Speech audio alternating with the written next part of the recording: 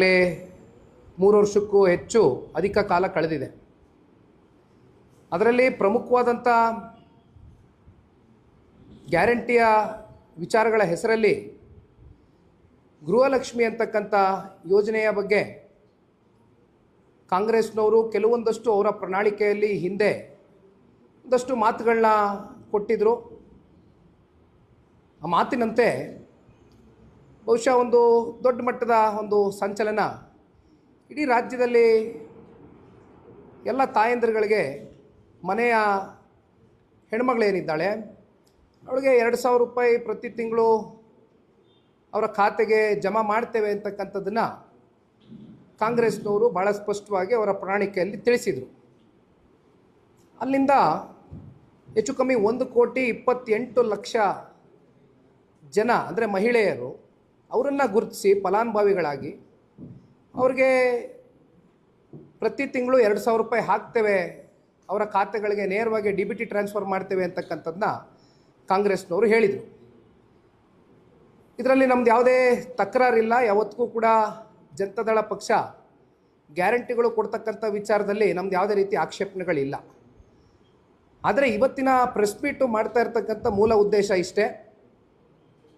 ಗ್ಯಾರಂಟಿಗಳ ಹೆಸರಲ್ಲಿ ಸರಿಸುಮಾರು 1 ರೂಪಾಯಿ ಅಲ್ಲ, 1 ಕೋಟಿ ಅಲ್ಲ, 10 ಕೋಟಿ ಅಲ್ಲ, 100 ಕೋಟಿ ಅಲ್ಲ, ಹೆಚ್ಚು ಕಮ್ಮಿ 5,000 ಕೋಟಿಯಷ್ಟು ದೊಡ್ಡ ಪ್ರಮಾಣದ ಹಣ ಇವತ್ತೇನು ರಾಜ್ಯದ ಮಹಿಳೆಯರಿಗೆ ತಲುಪಬೇಕಾಗಿತ್ತು ಅದರಲ್ಲಿ ದೊಡ್ಡ ಮಟ್ಟದಲ್ಲಿ ಲೋಪಗಳಾಗಿರ್ತಕ್ಕಂಥದ್ದು ನಮ್ಮ ಕಣ್ಣೆದುರುಗಡೆ ಏನು ಕಾಣ್ತಾ ಇದೆ.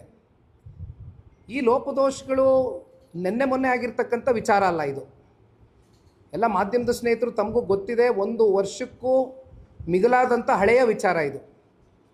ಯಾತಕ್ಕೋಸ್ಕರ 1 ವರ್ಷದ ಹಳೆಯ ವಿಚಾರ ಇವತ್ತು ಪಕ್ಷದ ಕಚೇರಿಯಲ್ಲಿ ನಾವು ಪ್ರಸ್ತಾಪ ಮಾಡ್ತಾ ಇದ್ದೇವೆ ಅಂದರೆ ಏಕೆಂದರೆ ಇಲ್ಲಿವರೆಗೂ ನಮಗೆ ಯಾವುದೇ ರೀತಿಯಾದಂಥ ಉತ್ತರ ಸಿಕ್ಕಿಲ್ಲ. ಪ್ರಾರಂಭಿಕ ಹಂತದಲ್ಲಿ ತಾಂತ್ರಿಕವಾದಂಥ ಲೋಪದೋಷಗಳು ಆಗಿದೆ ಅಂತಕ್ಕಂಥದ್ದನ್ನು ಸರ್ಕಾರ ಮೇಲ್ನೋಟಕ್ಕೆ ವ್ಯಕ್ತಪಡಿಸಿದ್ರೂ ಕೂಡ ಇದರ ಆಳ ಆಗ್ರಹವನ್ನು ತಿಳಿತಾ ಹೋದರೆ ಎಲ್ಲೋ ಒಂದು ಕಡೆ ಸರ್ಕಾರ ಮೌನಕ್ಕೆ ಶರಣಾಗಿರ್ತಕ್ಕಂಥದ್ದು. ಮಾನ್ಯ ಈ ರಾಜ್ಯದ ಮುಖ್ಯಮಂತ್ರಿಗಳ ಅಧೀನದಲ್ಲಿ ಬರ್ತಕ್ಕಂಥ ಫೈನಾನ್ಸ್ ಡಿಪಾರ್ಟ್ಮೆಂಟ್ ಏನಿದೆ, ಆ ಫೈನಾನ್ಸ್ ಡಿಪಾರ್ಟ್ಮೆಂಟ್ನ ಅಧಿಕಾರಿಗಳಿರ್ಬೋದು ಅಥವಾ ಮಾನ್ಯ ಮುಖ್ಯಮಂತ್ರಿಗಳೇ ಇದಕ್ಕೆ ಸ್ವತಃ ಅವರ ಒಂದು ಅಧೀನದಲ್ಲೇ ಇರತಕ್ಕಂಥ ಇಲಾಖೆಗೆ ಮುಖ್ಯಮಂತ್ರಿಗಳ ಕಡೆಯಿಂದ ಬರಬೇಕಾದಂಥ ಉತ್ತರ ಇಲ್ಲಿವರೆಗೂ ಕೂಡ ರಾಜ್ಯದ ಜನತೆಗೆ ಸಿಕ್ಕಲಿಲ್ಲ. ಇದು ಬಹುಶಃ ಕರ್ನಾಟಕ ರಾಜ್ಯದಲ್ಲಿ ಅತ್ಯಂತ ಒಂದು ದೊಡ್ಡ ಸಾಂಸ್ಥಿಕ ಹಗರಣ ಅಂತಕ್ಕಂಥದ್ದು ಹೇಳಿದರೆ ಬಹುಶಃ ತಪ್ಪಲಾಗಲಿಕ್ಕಿಲ್ಲ. ಕಾರಣ ನಾನು ಈಗ ತಾನೇ ಮಾತಾಡಬೇಕಾದ್ರೆ ಹೇಳ್ತಾ ಇದ್ದೆ, ನಾವೆಲ್ಲ ಹಿಂದೆ ವಾಲ್ಮೀಕಿನಲ್ಲಿ ಆದಂಥ ಹಗರಣದ ಬಗ್ಗೆ ಚರ್ಚೆ ಮಾಡಿದ್ವು. ಸದನದಲ್ಲಿ ಮಾನ್ಯ ಮುಖ್ಯಮಂತ್ರಿಗಳು ಸ್ವತಃ ಆ ಹಗರಣದ ಬಗ್ಗೆ ಒಪ್ಕೊಂಡಂಥದ್ದು ಕೂಡ ನೋಡಿದ್ದೀರಿ. 10 ಕೋಟಿ, 15 ಕೋಟಿ, 100 ಕೋಟಿ ವಹಿವಾಟಿನ ಹಗರಣ ಅಲ್ಲ ಇದು. ನಮಗೆ ಇಲ್ಲಿವರೆಗೂ ಈ ರಾಜ್ಯದ ಜನತೆ ಕೇಳ್ತಾ ಇರ್ತಕ್ಕಂಥದ್ದು, ನಿಖಿಲ್ ಕುಮಾರಸ್ವಾಮಿನೂ ಒಬ್ಬ ಕನ್ನಡ ನಾಡಿನ ಒಬ್ಬ ಸಾಮಾನ್ಯ ಪ್ರಜೆಯಾಗಿ ತೆರಿಗೆ ಕಟ್ತಾ ಇರ್ತಕ್ಕಂಥ ಹಿನ್ನೆಲೆಯಲ್ಲಿ ತೆರಿಗೆದಾರರ ಪರವಾಗಿ ನಾನೊಂದು ಪ್ರಶ್ನೆಯನ್ನು ಕೇಳಲಿಕ್ಕೆ ಬಯಸ್ತೇನೆ. ಸರ್ಕಾರ ಈ 5,000 ಕೋಟಿ ಹಣ ಎಲ್ಲಿಗೆ ಹೋಯಿತು? ಅದನ್ನು ಯಾತಕ್ಕೋಸ್ಕರ ಬಳಕೆ ಮಾಡ್ಕೊಂಡ್ರಿ? ಅಥವಾ ನಿಮ್ಮ ರಾಜಕೀಯದ ಕೆಲವೊಂದಷ್ಟು ದುರುದ್ದೇಶದಿಂದ ಬೇರೆ ಬೇರೆ ಕಡೆ ಏನಾದರೂ ವರ್ಗಾಯಿಸಿದ್ದೀರಾ? ಅಥವಾ ಇನ್ಯಾವುದಾದ್ರೂ ಚುನಾವಣೆಯ ಒಂದು ಪ್ರಚಾರ ಮಾಡ್ತಕ್ಕಂಥದ್ದಕ್ಕೆ ಅಥವಾ ಚುನಾವಣೆಯಲ್ಲಿ ಮತ್ತಷ್ಟು ನಮ್ಮ ತೆರಿಗೆ ಹಣವನ್ನು ಬೇರೆ ಕಡೆ ಏನಾದರೂ ಚುನಾವಣೆ ನಡೆಸ್ತಕ್ಕಂಥದ್ದಕ್ಕೆ ಅದನ್ನು ವರ್ಗಾಯಿಸಿದ್ದೀರಾ? ಏನಾಗಿದೆ ಈ ಹಣ ಅಂತಕ್ಕಂಥದ್ದು ಇಲ್ಲಿವರೆಗೂ 1 ವರ್ಷದಿಂದ ನಮ್ಮ ಯಾರಿಗೂ ಕೂಡ ಉತ್ತರ ಸಿಕ್ಕಲಿಲ್ಲ. ಹಾಗಾಗಿ ಇದಕ್ಕೆ ಉತ್ತರ ಕಣ್ಣಿಡ್ಕೊಂಡು ಹೋಗಬೇಕು ಅಂತಕ್ಕಂಥದ್ದು ನಾವೆಲ್ಲರೂ ಕೂತ್ಕೊಂಡು ಪಕ್ಷದ ವತಿಯಿಂದ ಎಲ್ಲ ನಾಯಕರು ಕೂತು ಚರ್ಚೆ ಮಾಡಿದಂಥ ಸಂದರ್ಭದಲ್ಲಿ ಇದು ಭಾಳ ಗಂಭೀರವಾದಂಥ ವಿಚಾರ ಇದೆ. ಇದು ಅಷ್ಟು ಲಘುವಾಗಿ ಪರಿಗಣಿಸ್ತಕ್ಕಂಥ ವಿಚಾರ ಅಲ್ಲ. ನಾನು ಹೇಳ್ದಂಗೆ ಸಣ್ಣ ಪುಟ್ಟ ವಹಿವಾಟಿನ ವಿಚಾರ ಅಲ್ಲ. 5,000 ಕೋಟಿ ಇವತ್ತು ಕಂಪ್ಲೀಟಾಗಿ ಮಿಸ್ಮ್ಯಾನೇಜ್ಮೆಂಟ್ ಆಗಿದೆ ಅಂದರೆ ಇದಕ್ಕೆ ನೇರವಾಗಿ ಹೊಣೆಗಾರಿಕೆ ಈ ರಾಜ್ಯ ಸರ್ಕಾರ, ರಾಜ್ಯದ ಮಾನ್ಯ ಮುಖ್ಯಮಂತ್ರಿಗಳು, ಜೊತೆಯಲ್ಲಿ ಫೈನಾನ್ಸ್ ಡಿಪಾರ್ಟ್ಮೆಂಟ್ನ ಅಧಿಕಾರಿಗಳು ಕೂಡ ಇದಕ್ಕೆ ಉತ್ತರ ಕೊಡಬೇಕಾಗ್ತದೆ ಈ ಸಂದರ್ಭದಲ್ಲಿ. ಆ ನಿಟ್ಟಿನಲ್ಲಿ ಕೆಲವೊಂದಷ್ಟು ಡಾಕ್ಯುಮೆಂಟೇಷನ್ಗಳನ್ನ ರೆಡಿ ಮಾಡಿದ್ದೇನೆ, ಒಂದಷ್ಟು ಅಧ್ಯಯನವನ್ನು ಮಾಡಿದ್ದೇನೆ. ಅದನ್ನು ತಮ್ಮ ಮುಂದೆ ಕೂಡ ಇಡಲಿಕ್ಕೆ ಬಯಸ್ತೇನೆ, ಒಂದೊಂದಾಗಿ ಹೇಳಲಿಕ್ಕೆ ಇಷ್ಟಪಡ್ತೇನೆ. ಯೋಜನೆ ಘೋಷಣೆ ಮತ್ತು ಆರಂಭಿಕ ಸರ್ಕಾರಿ ಆದೇಶಗಳು ಅಂದರೆ ಯಾವತ್ತು ಡೇಟ್ಗಳು ಮತ್ತು ಆರ್ಡರ್ಸ್ಗಳು ಎಲ್ಲಿಂದ ಶುರು ಆಯಿತು, ಎಲ್ಲಿಂದ ಜಾರಿ ಆಯಿತು ಈ ಒಂದು ಯೋಜನೆ ಅಂತಕ್ಕಂಥದ್ದು ಡೇಟ್ ಸಮೇತವಾಗಿ ತಿಳಿಸ್ತೇನೆ. 2023 20/05 ಅನುಮೋದನೆ ಆದೇಶ ಆಯಿತು. ಅಲ್ಲಿಂದ ಮತ್ತೆ 2023 ಅಂದರೆ ಮುಂದಿನ ತಿಂಗಳು 6/6 ಅಧಿಕೃತವಾಗಿ ಜಾರಿ ಆದೇಶ ಆಯಿತು. ಮತ್ತೆ 2023 17/7 ಅನುಷ್ಠಾನದ ಮಾರ್ಗಸೂಚಿಯೂ ಕೂಡ ಬಂತು. ಅಲ್ಲಿಂದ ಆಗಸ್ಟ್ 30ನೇ ತಾರೀಕು 2023 ನಗದು ವಿತರಣೆ ಚಾಲನೆ ಆಯಿತು. ಇದಾದಾಗ ಮೈಸೂರಿನಲ್ಲಿ ಒಂದು ದೊಡ್ಡ ಮಟ್ಟದ ಬೃಹತ್ ಸಮಾರಂಭವನ್ನು ಮಾಡ್ತಾರೆ. ಅಂದರೆ ಅಲ್ಲಿ ಮೊದಲನೇ ಕಂತನ್ನು ಬಿಡುಗಡೆ ಮಾಡ್ತಕ್ಕಂಥದ್ದಕ್ಕೆ ಗೃಹಲಕ್ಷ್ಮಿ ಯೋಜನೆಯನ್ನು ಮುಂದಿಟ್ಕೊಂಡು ಅದನ್ನು ಜಾರಿಗೊಳಿಸಿ ಆಗಸ್ಟ್ 30ನೇ ತಾರೀಕು 2023ರಲ್ಲಿ ಇದು ಮೊದಲನೇ ಕಂತು 2,000 ರೂಪಾಯಿ ಕೊಡ್ತೇವೆ ಅಂತಕ್ಕಂಥದ್ದು ಅಧಿಕೃತವಾಗಿ ಚಾಲನೆಯನ್ನು ಕೊಡ್ತಕ್ಕಂಥದ್ದು ಮೈಸೂರು ಜಿಲ್ಲೆಯಿಂದ ಪ್ರಾರಂಭ ಆಯಿತು. ಈಗ ಇಲ್ಲಿ ಪ್ರಶ್ನೆ ಇರ್ತಕ್ಕಂಥದ್ದು 2023 ಮತ್ತು 24ರ ಸಾಲು ಆಗಸ್ಟ್ ತಿಂಗಳಲ್ಲಿ ಶುರುವಾದಂಥದ್ದು. ನಮ್ಮ ಫೈನಾನ್ಷಿಯಲ್ ಇಯರ್ ಎಂಡ್ ಅಂದರೆ ನಾವು ಮಾರ್ಚ್ವರೆಗೂ ಭಾವಿಸ್ತೇವೆ. ಸೊ ಆಗಸ್ಟ್ರಿಂದ ಮಾರ್ಚು ಅಂತಕ್ಕಂಥದ್ದನ್ನ ನಾವು ಲೆಕ್ಕಾಚಾರ ಮಾಡಿ ಹೇಳ್ತಕ್ಕಂಥದ್ದಾದರೆ ಸರಿ ಸುಮಾರು 8 ತಿಂಗಳು ಮೊದಲನೇ ವರ್ಷ, ಅಂದರೆ 8 ಕಂತು ಪೇಮೆಂಟ್ ಕೊಟ್ಟಿದ್ದಾರೆ. ನಮ್ಮದೇನು ತಕರಾರಿಲ್ಲ, ಪೇಮೆಂಟ್ ಹೋಗಿದೆ ಅಂತಕ್ಕಂಥದ್ದು ನಮ್ಮ ಗಮನಕ್ಕೆ ಬಂದಿರತಕ್ಕಂಥ ವಿಚಾರ. ಇಲ್ಲಿ ನಮ್ಮ ತಕರಾರು ನಾವೆಲ್ಲಿ ರೈಸ್ ಮಾಡ್ತಾ ಇದ್ದೀವಿ ಜನರ ಪರವಾಗಿ ಅಂದರೆ 2024 ಮತ್ತು 25ರ ಸಾಲು ಆರ್ಥಿಕ ವರ್ಷ. ದಯವಿಟ್ಟು ಇದನ್ನು ಭಾಳ ಸೂಕ್ಷ್ಮವಾಗಿ ತಾವು ಪರಿಗಣಿಸಬೇಕು. ಅಂದಾಜು ಆ್ಯಸ್ ಇಟ್ ಈಸು 1,28,00,000 ಮಹಿಳೆಯರು ಫಲಾನುಭವಿಗಳು ಅಂತಕ್ಕಂಥದ್ದು ಪ್ರತಿ ವರ್ಷವೂ ಕೂಡ ಇದೊಂದು ಅಂದಾಜಿನ ಮೇಲೆ ಕೊಡ್ತಾ ಹೋಗ್ತಾ ಇದ್ದಾರೆ. ಇಲ್ಲಿ ಪ್ರಶ್ನೆಯಲ್ಲಿ ಉದ್ಭವ ಆಗ್ತಾ ಇದೆ ಅಂದರೆ 2024-25ರ ಸಾಲಿನಲ್ಲಿ ಕೇವಲ 10 ತಿಂಗಳು ಕಂತು ಮಾತ್ರ ಕೊಟ್ಟಿದ್ದಾರೆ. ತಿಂಗಳಿಗೆ 1 ಕಂತು, 12 ತಿಂಗಳಿಗೆ 12 ಕಂತು. 12 ಕಂತು ಕೊಡುವಂಥ ಕಡೆ ಸಾಲು 2024-25ರಲ್ಲಿ ಫೆಬ್ರವರಿ ಮತ್ತು ಮಾರ್ಚ್, ದಯವಿಟ್ಟು ನೋಟ್ ಮಾಡ್ಕೊಳ್ಳಿ, ಫೆಬ್ರವರಿ ತಿಂಗಳು ಮತ್ತು ಮಾರ್ಚ್ ತಿಂಗಳು ಇವೆರಡೂ ತಿಂಗಳ ಹಣಕಾಸು ಹೆಚ್ಚು ಕಮ್ಮಿ ಸರಿಸುಮಾರು 5,000 ಕೋಟಿಯಷ್ಟು 2 ತಿಂಗಳ ಹಣಕಾಸು ಗೃಹಲಕ್ಷ್ಮಿ ಯೋಜನೆ ಹೆಣ್ಣು ಮಕ್ಕಳ ಖಾತೆಗಳಿಗೆ ಜಮಾ ಆಗಲಿಲ್ಲ. 2024-25 10 ತಿಂಗಳು ಕಂತು ಕೊಟ್ಟಿರೋದು. ಅಲ್ಲಿಂದ ಮುಂದೆ ಹೋಗ್ತೀನಿ. ಎಸ್, ಬಹಳ ಮುಖ್ಯವಾದಂಥ ವಿಚಾರ ಏನಂದರೆ ಬಡ್ಜೆಟ್ನಲ್ಲಿ ಪ್ರಾವಿಷನನ್ನು ತೋರಿಸ್ಕೊಂಡಿದ್ದಾರೆ. ಆದರೆ ಈ ಬಡ್ಜೆಟ್ನ ಪ್ರಾವಿಷನ್ನ ತೋರಿಸ್ಕೊಂಡಿಯೂ ಕೂಡ ಹಣಕಾಸು 5,000 ಕೋಟಿ ತಲುಪಿಲ್ಲ. ಅಂದರೆ ಐದರ್ ನೀವು ಇದನ್ನು ಕ್ಯಾರಿ ಫಾರ್ವರ್ಡ್ ಮಾಡಿರಬೇಕು, ಇಲ್ಲ ಅಂತ ಹೇಳಿದ್ರೆ ಯಾವಾಗ ಕೊಡ್ತೀವಿ ಅನ್ನೋದಾದರೂ ಹೇಳಬೇಕು, ಅಥವಾ ಈ 5,000 ಕೋಟಿ ಬೇರೆ ಇನ್ಯಾವುದಾದ್ರೂ ಇಲಾಖೆಗೆ ಏನಾದರೂ ವರ್ಗಾವಣೆ ಮಾಡ್ಕೊಂಡಿದ್ದೀರಾ, ಕ್ಯಾಬಿನೆಟ್ಟಲ್ಲಿ ಏನಾದರೂ ಮುನ್ನೆಲೆಗೆ ಬಂದು ಇದೇನಾದರೂ ಚರ್ಚೆ ಮಾಡ್ಕೊಂಡಾಗಿದೆಯಾ, ಇದಿಷ್ಟು ವಿಚಾರದ ಬಗ್ಗೆ ಸರ್ಕಾರ ದಯಮಾಡಿ ನಮ್ಗೆ ಉತ್ತರ ಕೊಡಬೇಕು. ಇಲ್ಲಿಂದ ಅಗೇನ್ ನಾನು ಇನ್ನೊಂದಿಷ್ಟು ವಿವರಗಳನ್ನ ತಿಳಿಸ್ಲಿಕ್ಕೆ ಬಯಸ್ತೇನೆ. 2024-25ನೇ ಸಾಲಿನ ಆರ್ಥಿಕ ಲೆಕ್ಕಾಚಾರದ ವಸ್ತುಸ್ಥಿತಿ ವಿವರಗಳು. ಆರ್ಥಿಕ ಲೆಕ್ಕಾಚಾರದ ಪ್ರಕಾರ ಒಂದು ವರ್ಷಕ್ಕೆ 28,000 ಕೋಟಿ, 28,500 ಕೋಟಿ, ಸ್ಪೆಸಿಫಿಕಲಿ ಹೇಳೋದಾದರೆ 28,608.40 lakhs ಇಲ್ಲಿವರೆಗೂ ಇಷ್ಟು ಸರ್ಕಾರ ಕೊಡಬೇಕಾಗಿತ್ತು. ಆದರೆ 10 ತಿಂಗಳು ಖರ್ಚಾದ ವಾಸ್ತವ ಮೊತ್ತ 23,000 ಕೋಟಿ. 23,000 ಕೋಟಿ ಅಂದರೆ ಅದರಲ್ಲಿ 608.40.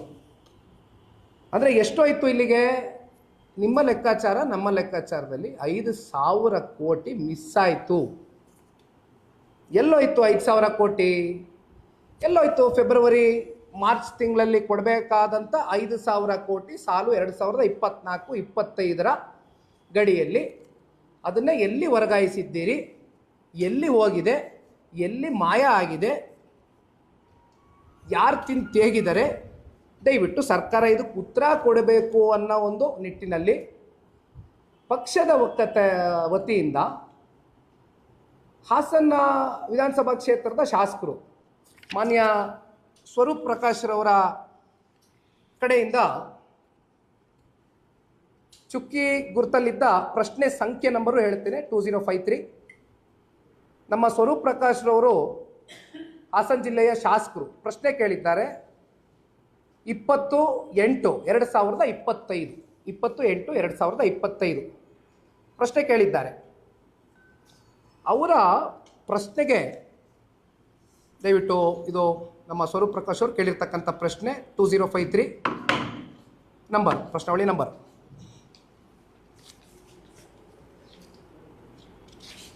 ಕೊನೆಗೆ ಉತ್ತರ ನೀಡಿದ್ರು ಮಾನ್ಯ ಮಹಿಳಾ ಮತ್ತು ಮಕ್ಕಳ ಕಲ್ಯಾಣ ಇಲಾಖೆಯ ನಮ್ಮ ಏನು ಮಂತ್ರಿಗಳಿದ್ದಾರೆ ಹೆಣ್ಮಗಳು, ಅದಕ್ಕೆ ಇರಲಿ ಅವ್ರ ಹೆಸರು ಬೇಡ, ಜನಕ್ಕೆ ಗೊತ್ತಿದೆ. ಉತ್ತರ ನೀಡಿದ್ರು. ಉತ್ತರ ಏನಂತ ನೀಡ್ತಾರೆ? ಲಿಖಿತ ಉತ್ತರ ಸರ್ಕಾರ ಕೊಡುತ್ತೆ. ಯೋಜನೆ ಆರಂಭವಾಗದಿನಿಂದನೂ ಜೂನ್ 2025 ಒಟ್ಟು 21 ಕಂತುಗಳು. ದಯವಿಟ್ಟು ಇದು ನೋಟ್ ಮಾಡ್ಕೊಳ್ಳಿ ಪಾಯಿಂಟು.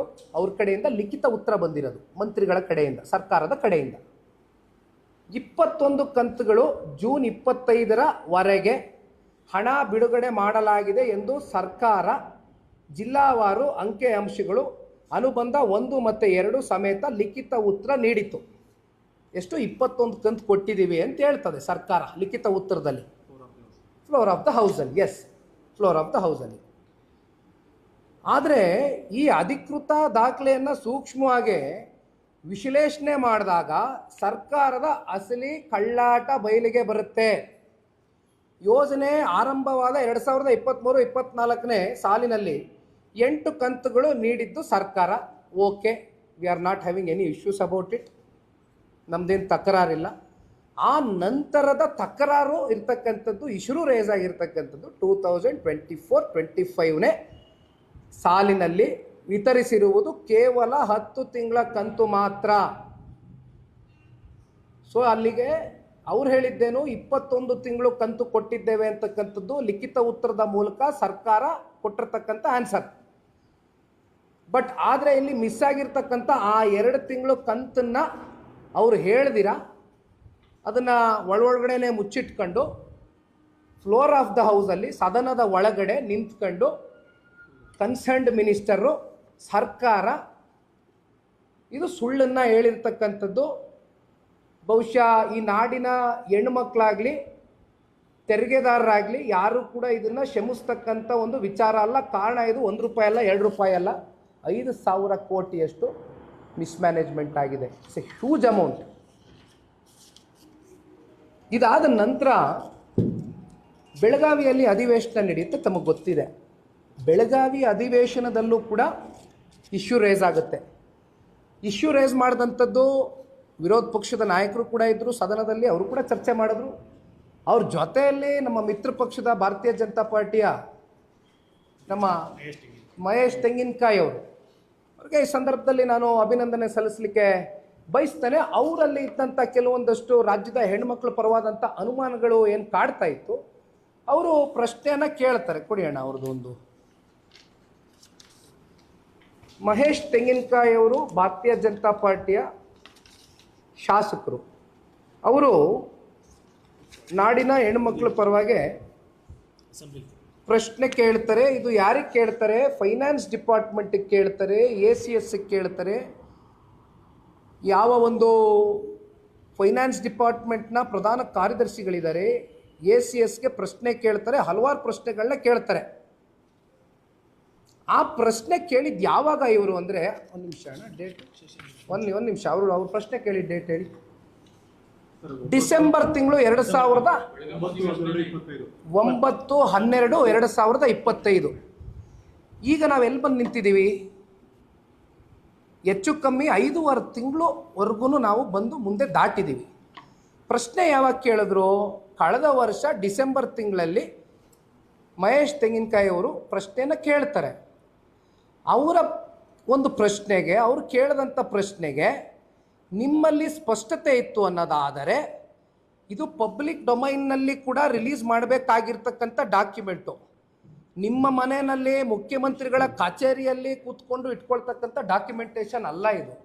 ಯಾತಕ್ಕೋಸ್ಕರ ಫ್ರಮ್ ದ ಪಾಸ್ಟ್ 5.5 months ನೀವು ಯಾತಕ್ಕೋಸ್ಕರ ಇದನ್ನು ಮುಚ್ಚಿಟ್ಕೊಂಡಿದ್ದೀರಿ? ಯಾತಕ್ಕೋಸ್ಕರ ಸರ್ಕಾರದ ಆ ಇಲಾಖೆಯ ಅಧಿಕಾರಿಗಳು ಮಾನ್ಯ ಮುಖ್ಯಮಂತ್ರಿಗಳ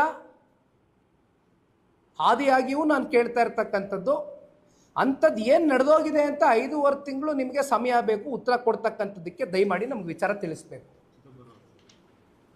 ಏನಂಥದ್ದು ಅಲ್ಲಿ ಒಳಗಡೆ ಅಂಥದ್ದು ಏನು ನಡೆದೋಗಿದೆ, ಎಲ್ಲೋಗಿದೆ ಆ ದುಡ್ಡು? ಸೊ ಇದೆಲ್ಲ ಆಯಿತು. ಇನ್ನೊಂದು ಬಹಳ ಮುಖ್ಯವಾದಂಥ ಅಂಶ, ಬೆಳಗಾವಿ ಅಧಿವೇಶನದಲ್ಲಿ ಪ್ರಶ್ನೆ ಉದ್ಭವ ಆದಾಗ again on the floor of the house ಮಾನ್ಯ ಮಂತ್ರಿಗಳು, ಈ ಸಂಬಂಧಪಟ್ಟಂಥ ಇಲಾಖೆಯ ಮಂತ್ರಿಗಳು ಒಂದು ವಿಚಾರ ಹೇಳ್ತಾರೆ. ಆರಂಭದಲ್ಲಿ ತಾಂತ್ರಿಕ ಕಾರಣಗಳನ್ನು ನೀಡಿದರೂ ದಾಖಲೆಗಳು ತೀವ್ರ ಒತ್ತಡದ ನಂತರ ಮಾನ್ಯ ಸಚಿವರು ಸದನದಲ್ಲಿ ಅಧಿಕೃತವಾಗಿ ಹೇಳುವಂತಹ ವಿಚಾರ. ಹೌದು, ಆರ್ಥಿಕ ಇಲಾಖೆಯಿಂದ ನಮಗೆ ಸಕಾಲದಲ್ಲಿ ರೊಕ್ಕ ಬ್ರ್ಯಾಕೆಟಲ್ಲಿ ಹಣ ಬಿಡುಗಡೆಯಾಗದ ಕಾರಣ ಆ 2 ತಿಂಗಳು, ಹಾಗೆ ನೋಟ್ ಮಾಡ್ಕೊಳ್ಳಿ, ಫೆಬ್ರವರಿ ಆ್ಯಂಡ್ ಮಾರ್ಚ್ ಕಂತುಗಳು ಹಣ ಫಲಾನುಭವಿಗಳಿಗೆ ಪಾವತಿಯಾಗದೇ ಇರುವುದು ನಿಜ.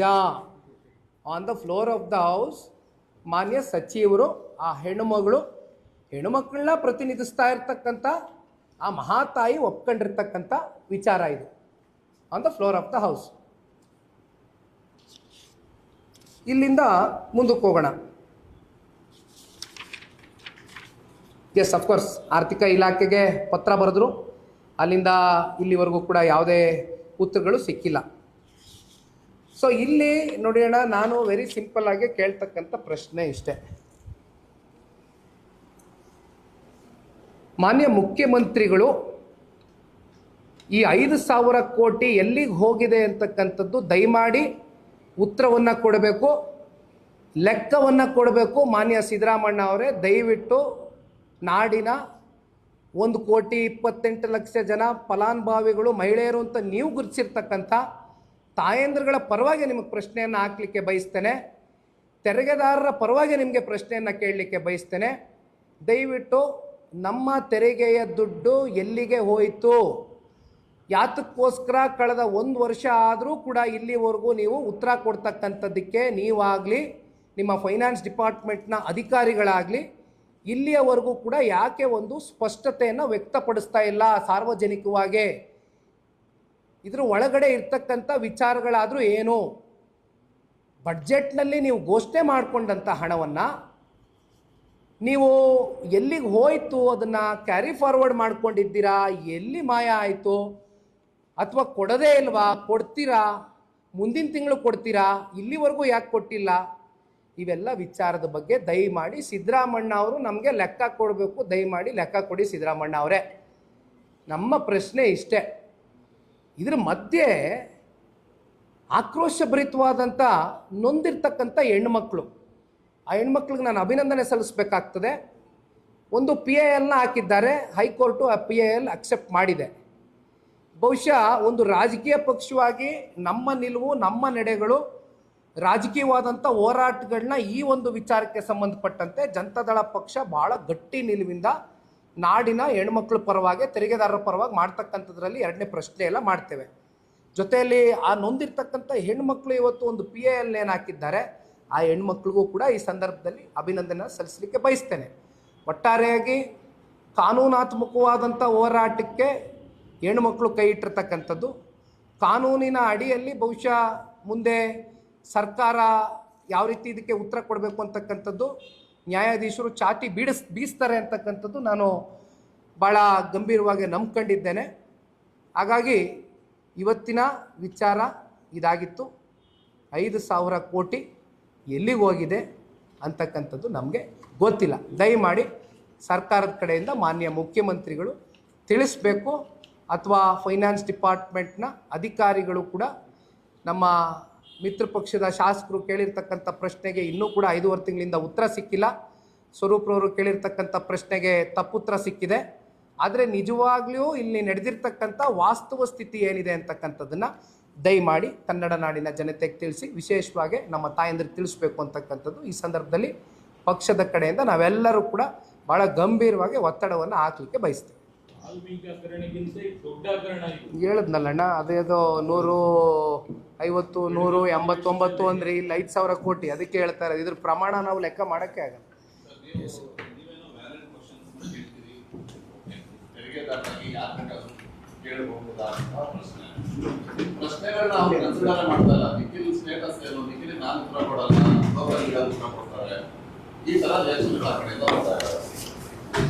ಸರ್, ನನ್ನ ಸ್ಟೇಟಸ್ಸು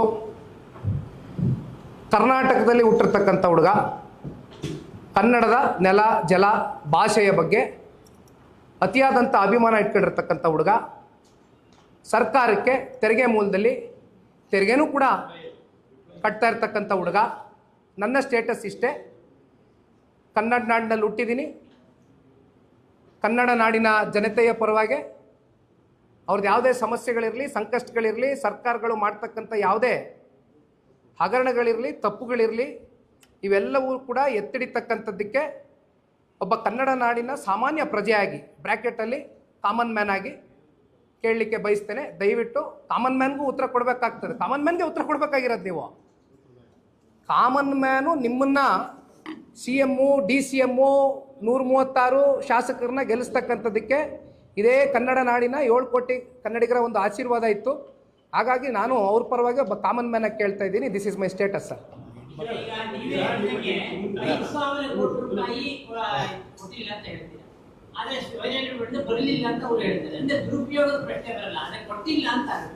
ಕೊಟ್ಟಿಲ್ಲ ಅಂದ್ರೆ ಎಲ್ಲಿಗೆ ಹೋಯ್ತು? ರಿಲೀಸೇ ಮಾಡಿಲ್ಲ ಅಂದ್ರೆ ಎಲ್ಲಿಗೆ ಹೋಯ್ತು? ಸ್ಪಷ್ಟತೆ ಕೊಡು ಅಣ್ಣ. ಬಡ್ಜೆಟ್ ಅಲ್ಲಿ ಪ್ರಾವಿಷನ್ ಆದ್ಮೇಲೆ ಹಣ ಎಲ್ಲಿ ಮಂಗಮಾಯ ಆಯ್ತು? ಯಾತಕ್ಕೋಸ್ಕರ ಬಳಕೆ ಮಾಡ್ಕೊಂಡಿದ್ದೀರಾ ಈಗ? ಯಾಕೆಂದ್ರೆ ಇದೇನು ಹೊಸದೇನಲ್ಲ ಕಾಂಗ್ರೆಸ್ ಅವ್ರಿಗೆ. SCP TSP ಹಣ ಪ್ರತಿ ವರ್ಷ ಎಷ್ಟೆಷ್ಟು ಸಾವಿರ ಕೋಟಿ ಬಳಕೆ ಬೇರೆ ಬೇರೆ ಕಡೆ ಬಳಕೆ ಮಾಡ್ಕೊಂಡಿರ್ತಕ್ಕಂಥದ್ದು ನೋಡಿದ್ದೀವಿ. ಇನ್ನು ಎಷ್ಟು ನಿಗಮದ ಹಣಗಳು, ಆ ನಿಗಮದ ಆಯಾ ಸಮಾಜದ ಅಭಿವೃದ್ಧಿಗೆ ಇಟ್ಟಿರ್ತಕ್ಕಂಥ, ಕಲ್ಯಾಣಕ್ಕೆ ಇಟ್ಟಿರ್ತಕ್ಕಂಥ ಹಣಗಳು ಬೇರೆ ಬೇರೆ ಕಡೆ ವರ್ಗಾವಣೆ ಮಾಡ್ಕೊಂಡಿರ್ತಕ್ಕಂಥದ್ದು ನೋಡಿದ್ದೀವಿ.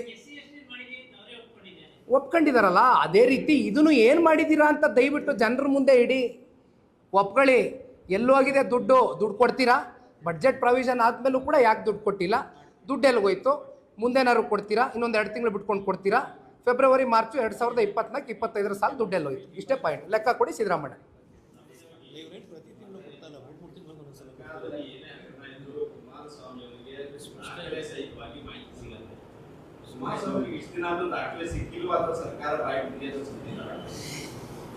ಸರ್ಕಾರ ನೋಡಿ ಅಣ್ಣ, ದಪ್ಚರ್ಮದ ಸರ್ಕಾರ. ಅವ್ರಿಗೆ ಒಂದು ಉದ್ದಟತನ ತಲೆಯಲ್ಲಿ ಏನು ಕೂತ್ಕೊಬಿಟ್ಟಿದೆ. ಅಪ್ಪ ನೆನ್ನೆ ಮೊನ್ನೆ ಎಲ್ಲ ನಿಖಿಲ್ ಕುಮಾರಸ್ವಾಮಿ ಸ್ಟೇಟಸ್ ಬಗ್ಗೆ ಪ್ರಶ್ನೆ ಮಾಡಿದಂಥ ವ್ಯಕ್ತಿಗೆ 136 ಜನ ಗೆದ್ದುಬಿಟ್ಟಿದ್ದಾರೆ, ಮ್ಯಾಸಿವ್ ಮೆಜಾರಿಟಿ ಇಟ್ಕೊಬಿಟ್ಟಿದ್ದೀವಿ ನಾವು, ಇದು ಇದೇ ರೀತಿ ಇರುತ್ತೆ ಅಂತಕ್ಕಂಥ ಪಾಪ ತಪ್ಪು ಪರಿಕಲ್ಪನೆಯಲ್ಲಿ ಬದುಕ್ತಾ ಇದ್ದಾರೆ. ಇದರಿಂದ ಹೊರಗಡೆ ಬರಬೇಕು. ತಾವೊಂದು ಪ್ರಶ್ನೆ ಕೇಳಿದ್ರಿ, ಎಲ್ಲದಕ್ಕೂ ಸಮಯ ಕೊಡಬೇಕು. ಸಮಯ ಅತಿರೇಕಕ್ಕೆ ಹೋಗಿದೆ. 1 ವರ್ಷಕ್ಕೂ ಅಧಿಕ ಆದರೂ ಕೂಡ ಇಲ್ಲಿವರೆಗೂ ಈ ಪ್ರಶ್ನೆಗಳು ಉದ್ಭವ ಆಗಿ ಇದಕ್ಕೆ ಸಿಕ್ಕಬೇಕಾಗಿರ್ತಕ್ಕಂಥ ಉತ್ತರ ಜನತೆಗೆ ಸಿಕ್ಕಿಲ್ಲ. ಹಾಗಾಗಿ ಇವತ್ತು ದಾಖಲೆ ಸಮೇತವಾಗಿ ಯಾವ್ಯಾವ ದಿನಾಂಕದಲ್ಲಿ ಏನೇನು ಇವರು ಘೋಷಣೆ ಮಾಡ್ಕೊಂಡಿದ್ರು, ಯಾವಾಗ ಯಾವ್ಯಾವ ವರ್ಷದಲ್ಲಿ ಎಷ್ಟೆಷ್ಟು ಪ್ರಾವಿಷನ್ ಮಾಡ್ಕೊಂಬಂದಿದ್ದಾರೆ, ಎಲ್ಲಿ ಮಿಸ್ಪ್ಲೇಸ್ಗಳಾಗಿದೆ ದುಡ್ಡು, ಇದ್ರ ಬಗ್ಗೆ ಸಂಪೂರ್ಣ ವಿವರ ಕೊಟ್ಟಿದ್ದೀನಿ. ಇನ್ನು ಮುಂದೆ ಸರ್ಕಾರ ಇದಕ್ಕೆ ಉತ್ತರ ಕೊಡಬೇಕು.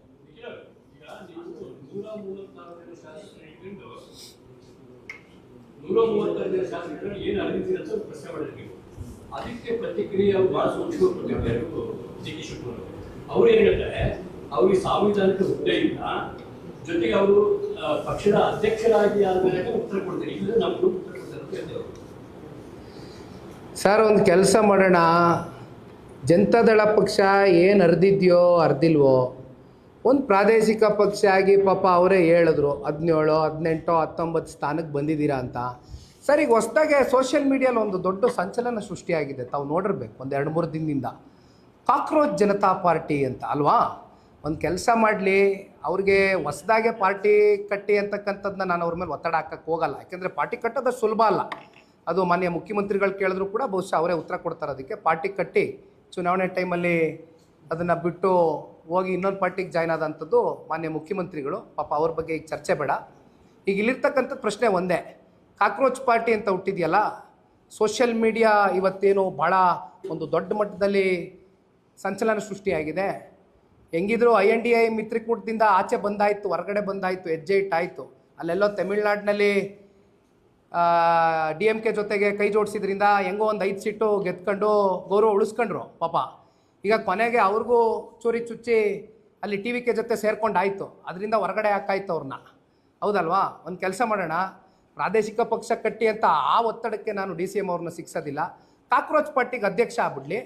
ಅಧ್ಯಕ್ಷ ಆಗಿ 2028 ಚುನಾವಣೆಯಲ್ಲಿ ಅವರ ಅಧ್ಯಕ್ಷತೆಯಲ್ಲಿ ಒಂದು 50 ಸೀಟ್ ಗೆದ್ದು ತೋರಿಸ್ಲಪ್ಪ.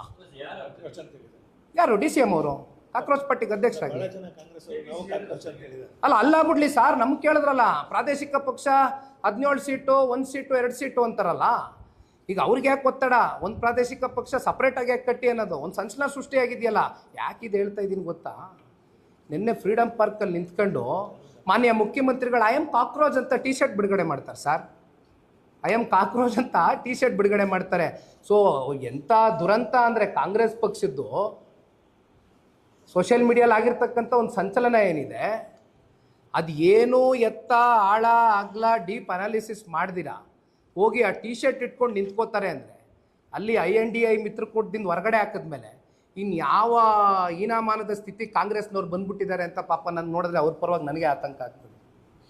ಅದಕ್ಕೆ ಅಲ್ಲೇ ಅಧ್ಯಕ್ಷ ಆಗಿ ಒಂದು 50 ಸೀಟ್ ಗೆದ್ದು ತೋರಿಸಿ ಆಯ್ತು ಅಣ್ಣ. ಬೇರೆ ಏನಾದ್ರು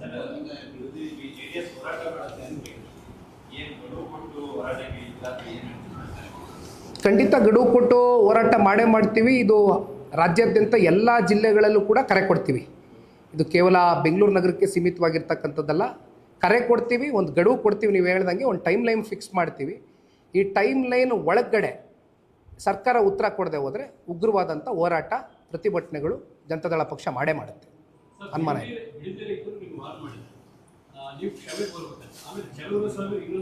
ಬಿಡದಿ ರೈತರು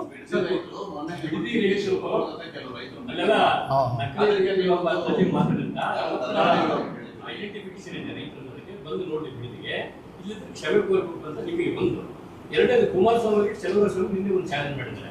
ಆದರೆ ರೈತರು ಕ್ಷಮೆ ಕೋರ್ಬೇಕು, ಯಾಕಂದ್ರೆ ರೈತರ ಬಗ್ಗೆ ಬಹಳ ಅವರ ಆತ್ಮಹತ್ಯೆ, ರೈತರ ಆತ್ಮಹತ್ಯೆ ಬಗ್ಗೆ ಬಹಳ ಕೇವಲವಾಗಿ ಮಾತಾಡಿದಂತ ಚಲುವರಸ್ವಾಮಿ ಕಾಮೆಂಟ್ ಮಾಡಿದ್ದಾರೆ. ಈ ಒಂದು ಪ್ರಾಜೆಕ್ಟು ಸನ್ಮಾನ್ಯ ಕುಮಾರಣ್ಣ ಅವರ ಕನಸಿನ ಕೂಸು ಅಂತಕ್ಕಂಥದ್ದನ್ನ ಕಾಂಗ್ರೆಸ್ನವ್ರು ಇವತ್ತೇನು ಹೇಳ್ಕೊಂಡು ಓಡಾಡ್ತಾ ಇದ್ದಾರೆ. ಹೌದು, ಸತ್ಯ. ಈ ಪ್ರಾಜೆಕ್ಟು ಕುಮಾರಣ್ಣನ ಕನಸಿನ ಕೂಸೆ ಆಗಿತ್ತು.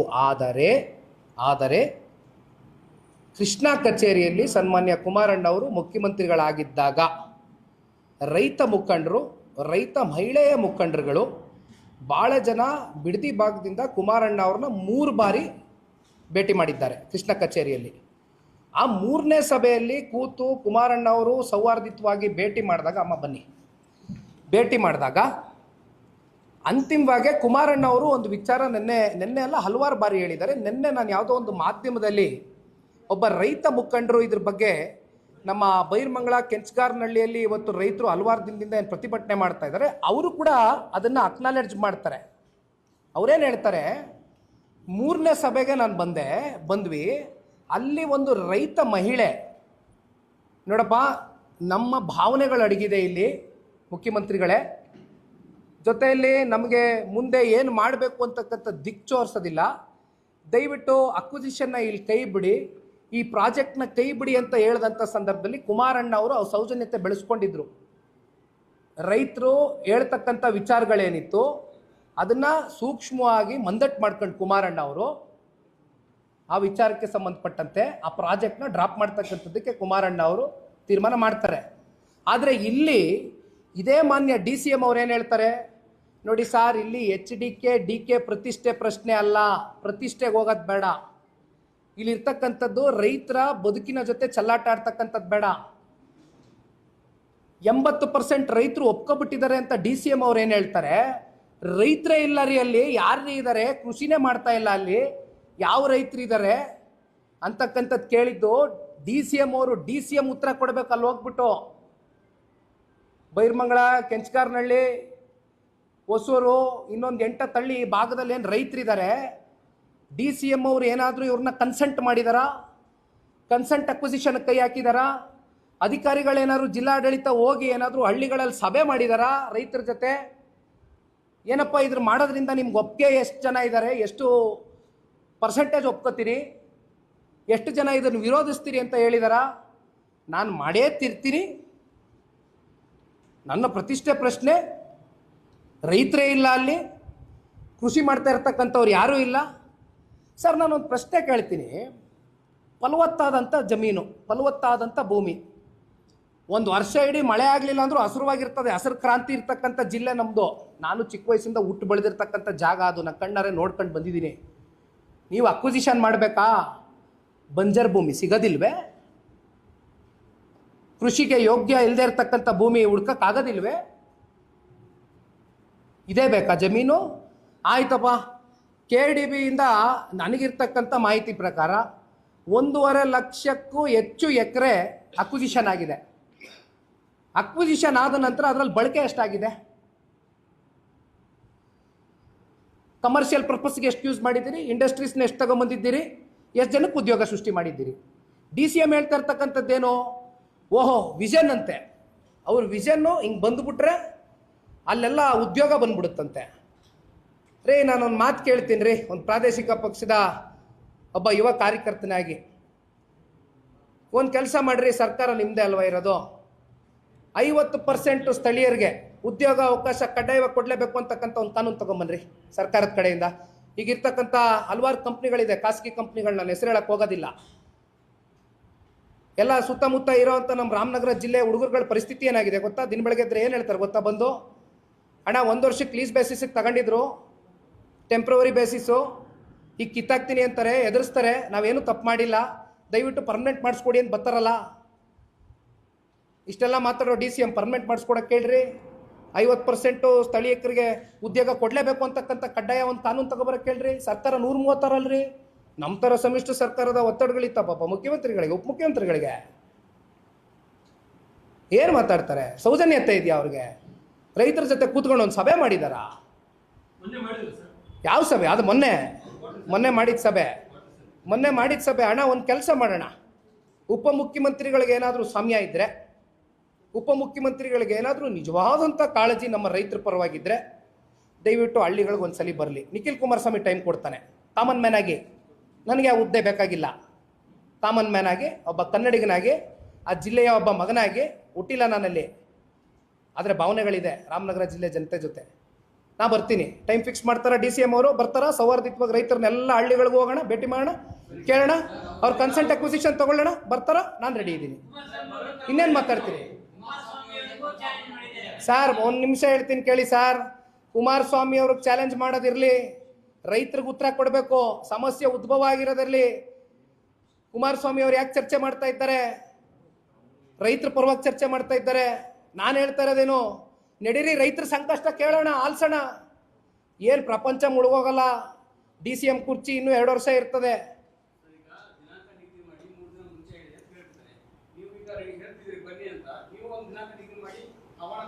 ನೋಡ್ರಿ, HDK ವರ್ಸಸ್ DK ಕೂತ್ಕೊಂಡ್ರೆ ಯಾವುದು ಇತ್ಯರ್ಥ ಆಗೋದಿಲ್ಲ.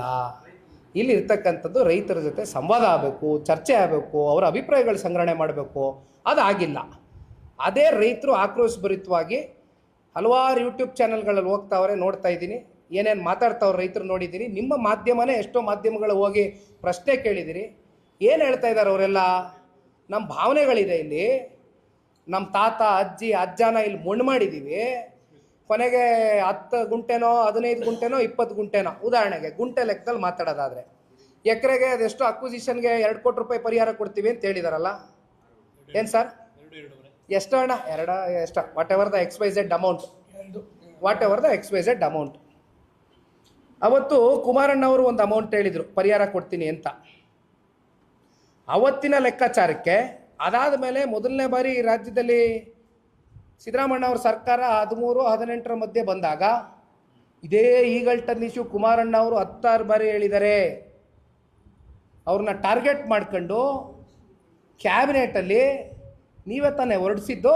ಎಷ್ಟು ಕಟ್ಟಿದ್ರಪ್ಪ ಅವತ್ತು? ಎಷ್ಟು ಹೇಳಿದ್ರಪ್ಪ ಕಟ್ಟಿ ಅಂತ? ಈಗಲ್ಟನ್ಗೆ 13-18ರಲ್ಲಿ 12 ಕೋಟಿ ಒಂದು ಎಕರೆಗೆ. ಅವ್ರಿಗೆ ನೀವೇ ಹೇಳಿದವರು ನಿಮ್ಮ ಸರ್ಕಾರನೇ ಇತ್ತಿದ್ದು, ನೀವೇ ನಿಗದಿ ಮಾಡಿರೋ ಬೆಲೆ. ಈಗ 2 ಕೋಟಿನಾ?